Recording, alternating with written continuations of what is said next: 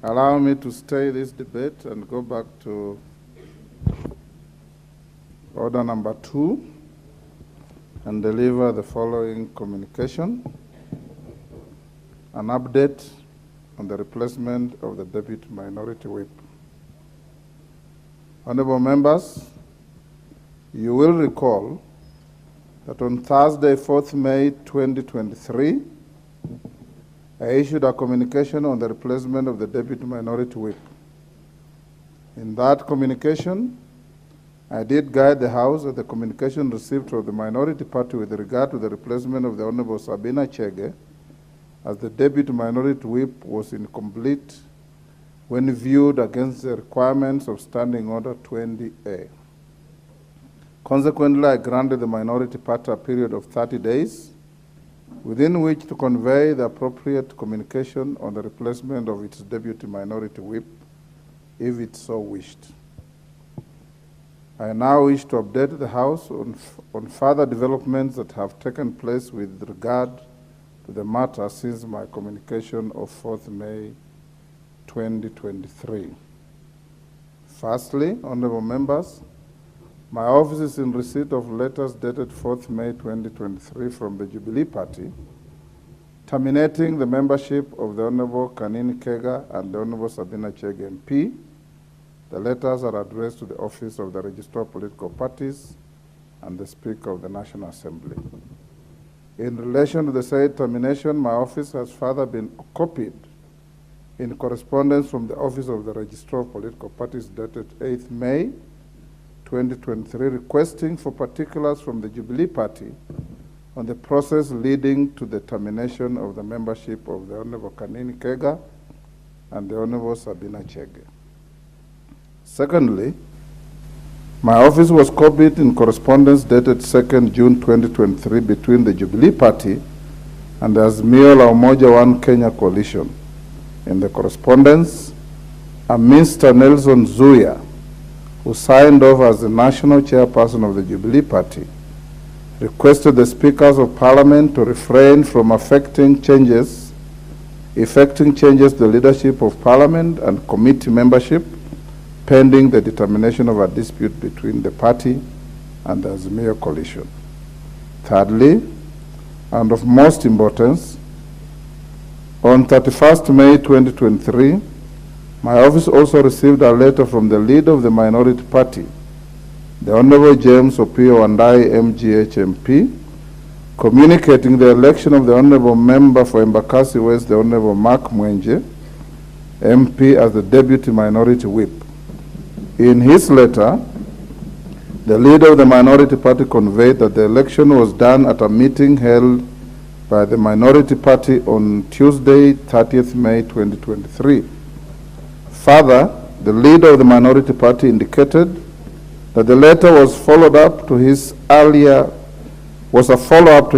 letter dated 6th April 2023, which notified the Speaker of the removal of the Honorable Sabina Chege MP as the Deputy Minority Whip. Members, take your seats. The nearest seats. The nearest seats.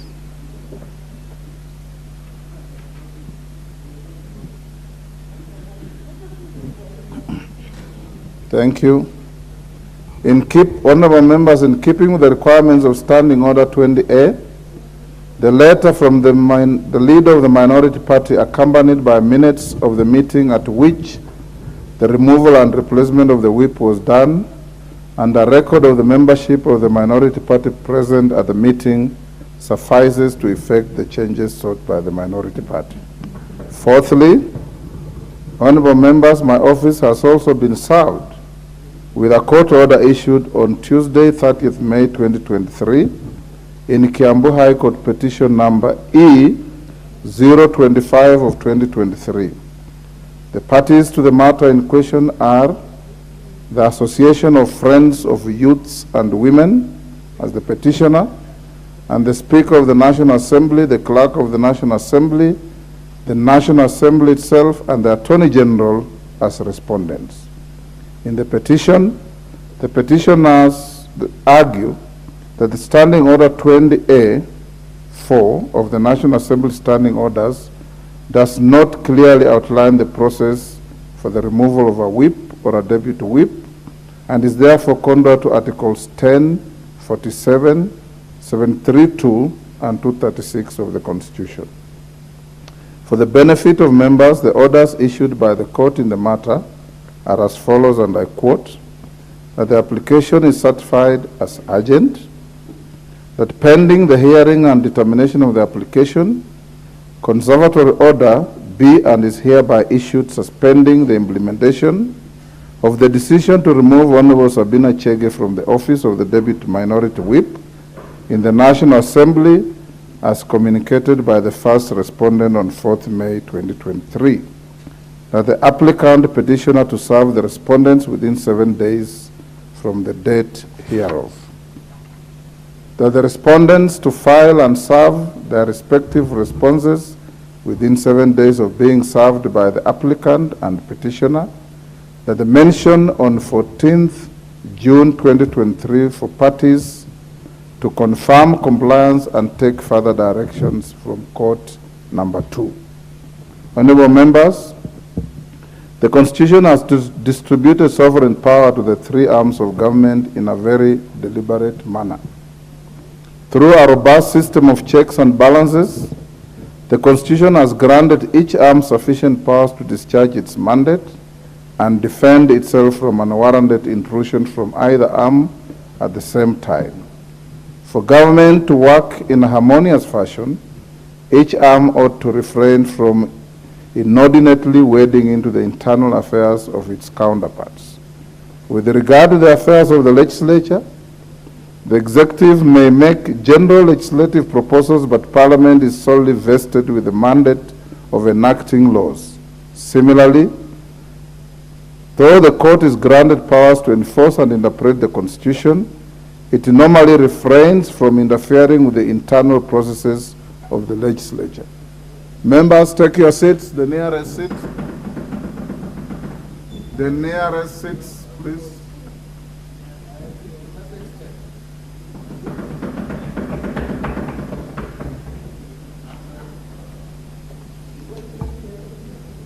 Article 165(6) of the Constitution grants the High Court supervisory jurisdiction over any person, body, or authority exercising a judicial or quasi-judicial function. In line with the dictates of this article, the courts have all along distinguished the legislative role of Parliament from its administrative and quasi-judicial functions. Order, Honorable Mbade and Sabina Chege.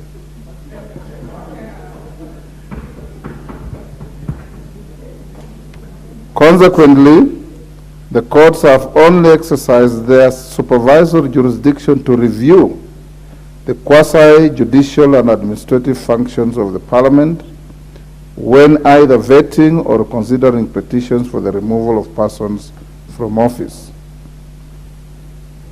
However, honorable members, the courts have always refrained from interfering with the law-making powers of Parliament. They have consistently limited themselves to reviewing the content of bills after their enactment into law.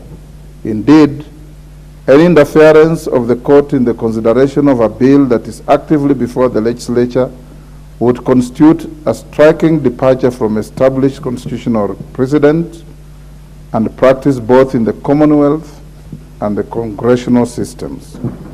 This is a matter which both the court itself and my predecessors have ruled on. In South Africa, the court has held as much in the celebrated case of Doctors for Life International versus the Speaker of the National Assembly and others, CCT 12 of 206, ZACC 11.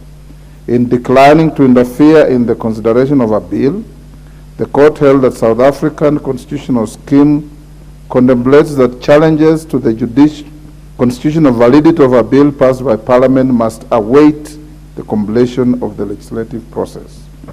Honorable members, with the foregoing distinction in mind, I note that the House has been taken before the courts, including by its own members, and the courts have ruled both in favor and against this House. The House will recall that in the 11th Parliament, the leader of the minority party, the current leader, the Honorable James Opio Wandai, MGH MP, did successfully challenge his suspension from the service of the House for the remainder of the 4th session. In his suit, the Honorable Member for Ugunja challenged provisions of the standing orders on the fairness of the penalties relating to disorderly conduct and their effect on the constitutional right of a member to represent his or her constituents. The litigation by the leader of the minority party significantly contributed to the amendments made to the standing orders to provide for different categories of disorderly conduct, graduated penalties ranging from suspension for a day to a maximum of 90 calendar days and an appellate process.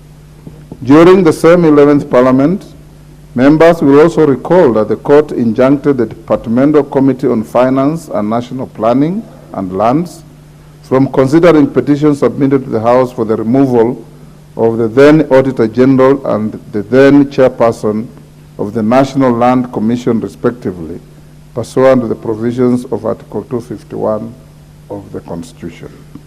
Despite the disaffection of the House and the Presidium with the orders granted in the foregoing cases, the House nevertheless observed the directions issued by the court and halted its quasi-judicial and administrative processes. Notably, in guiding the House on the order issued with regard to the petition for the removal of the Auditor General, my predecessor, the Honorable Speaker Justin Muturi, rightly noted that the only avenue available in law to express disagreement with a judicial finding is an appeal against the decision of the court. Honorable members, I have in this 13th Parliament had occasion to uphold my predecessor's guidance in relation to court orders made against the House and its committees in relation to the exercise of quasi-judicial and administrative functions.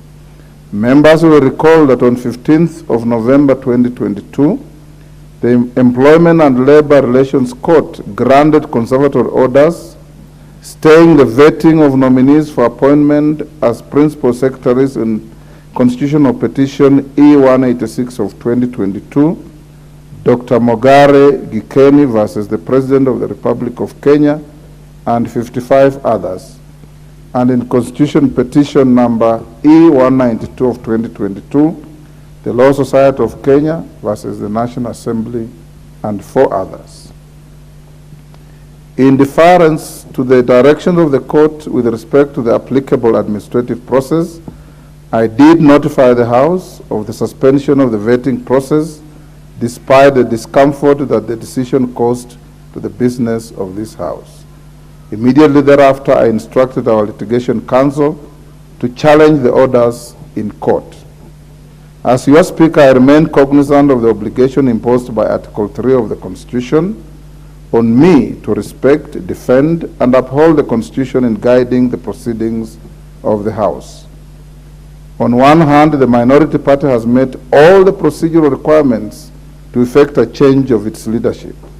On the other hand, I'm confronted by a court order that specifically cited both the Speaker and the House as parties to a judicial process that seems to challenge an administrative process. Despite the sympathies I may hold for the predicament that the minority party finds itself, this House has consistently demonstrated its willingness to abide by orders of the court relating to the exercise of its quasi-judicial and administrative functions. Even where certain orders have been adverse to the interests of the House, we have dutifully obeyed them and sought to set aside the orders that we were not in agreement with. Honorable members, from the foregoing, my hands are therefore tied with regard to the court order that has been brought to my attention. Until and unless further information is provided that this order has been varied or set aside, the court order effectively suspends the decision by the minority party on the replacement of the Honorable Sabina Chege as the Deputy Minority Whip. As a seasoned legislator and experienced party leader myself, my heart sinks whenever I see a dispute that may be resolved through internal dispute resolution mechanisms being referred to in an adversarial court system. In my experience, court battles may be counterproductive and may ultimately destroy long-standing political relationships. I encourage the minority party and the Jubilee Party to seek an amicable resolution of whatever it is that may be the bone of contention with the coalition and between the members of its constituent party. I am confident that an amicable resolution of the issues shall positively contribute to the continuity of the business of the House and its vibrancy. In issuing my communication of 4th May 2023, I did guide that I was hesitant to recognize the Jubilee Party as a parliamentary party despite its meeting the threshold prescribed under the standing order. At this stage, I am still hesitant to recognize the party.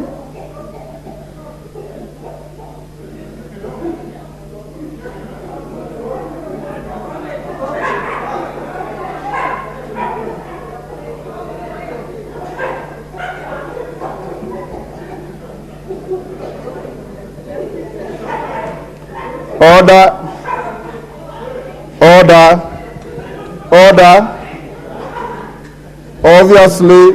Obviously, the two gracious ladies are not being choked by anything, and their conduct is constituting a nuisance, and any further interruptions will attract some penalties.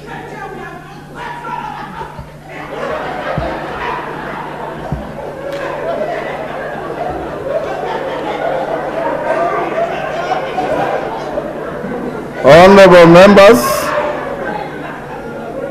in the current situation persists and provided with all relevant particulars by the Jubilee Party, I may have no choice but to recognize the party. In the meantime, what is available to Honorable and I have ruled that we have procedurally followed every step and have no difficulty with your decision to remove your deputy whip.